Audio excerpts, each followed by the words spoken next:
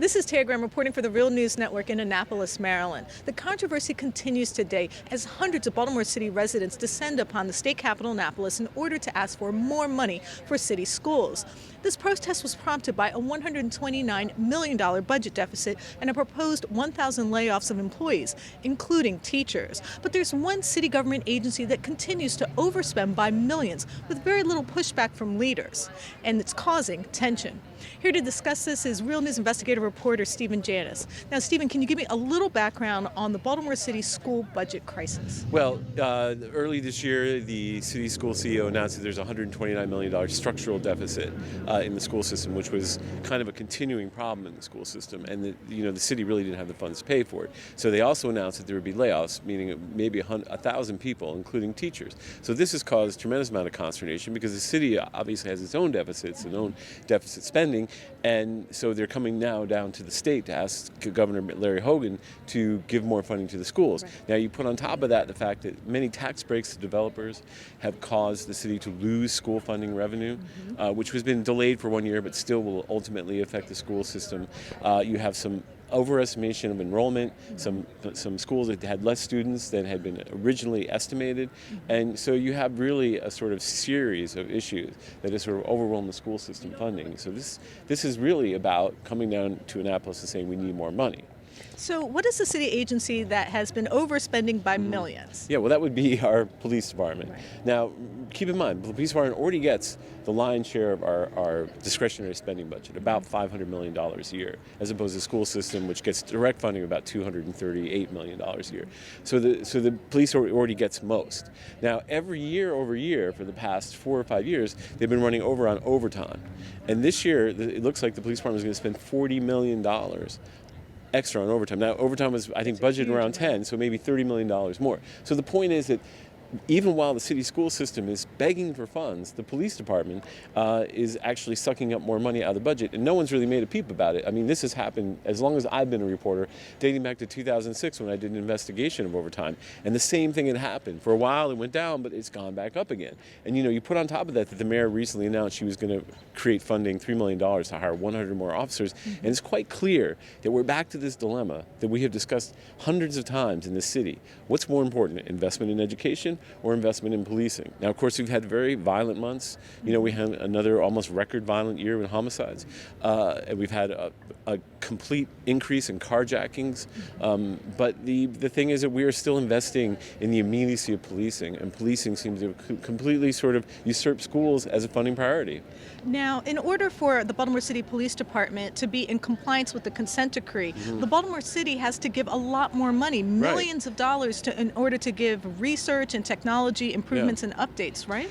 And what's really interesting, and that's a great question, is that every time we've asked the mayor about this, and even the federal judge during the hearing about the consent decree asked, the city has yet to offer specifics on how much that money is, but it could be anything. I mean, the Department of Justice did an analysis of all the past 25 consent decrees and concluded that municipalities spent $600 million on extra training, technology, recruitment, whatever they needed to address this situation. So you literally have a situation where it could be $40, $50 million more. We don't know. We don't know at this point. We have asked the mayor about it, we don't know. So you're right, that could be piled on top of that, and you're looking at a $600 million institution while the city schools go begging for funds. Now, as you know, we have talked to several whistleblower teachers who say the conditions in the school are deplorable. That the water is unsafe to drink, that there are rodent infestations, that the ceilings are collapsing now. That the teachers don't even have the workbooks to give to the students, that they have to make photocopies so the students have the books they need. So the state has funded a $2 billion through borrowing renovations of the school, but still, if you can't cover your basic operating expenses, you have a serious problem. So we're again faced at this critical juncture between policing and education, the future and the present, and perhaps even you could say the future and the past, that is, again, overwhelming the city's ability, I think, to create a livable place for people to educate and advance,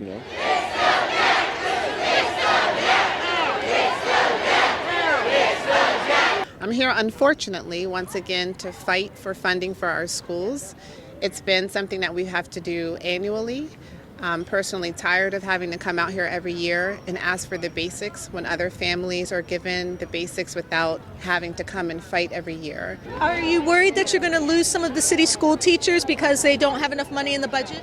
Yes, we are, because many of the teachers have helped us, especially us, because we weren't able to speak English 4 years ago, and they helped us. That's terrific. Are you worried about losing some of the teachers that you've learned English from? Yes, because they have helped us a lot, like my sister said. Because when we came, we didn't know nothing about English, and they helped us a lot in the last few years. If you just look in our school, we go to Baltimore City College, there's ceilings falling in, and it's the bathrooms are all messed up. Only one toilet will work in the whole bathroom, and it's just crazy that we're getting more money taken away. So it's gonna hurt us a lot. So basically what the sign is saying is that the system is putting more money into prisons than they are schools, and that money that is being put into prisons, and especially the prison that is trying to be made for adolescents, that could be going into the future of our children and me and the rest of the children upcoming. So instead of putting the money into what you think we're going to be without the education, put the money into the education and change us instead of yeah. And when you take 42 million, but you got 30 million for a jail, I don't agree with that.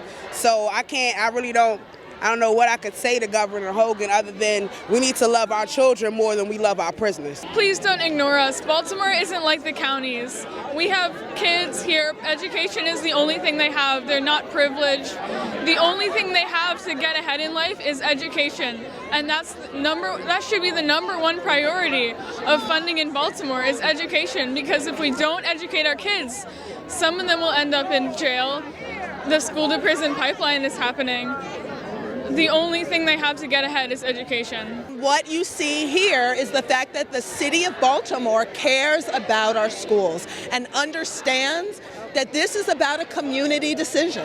Are we going to invest in our young people, right, in ways that signal to them that we believe in their potential? And that's why they're here. And it actually is just so powerful that they're here. They don't need me to speak on their behalf.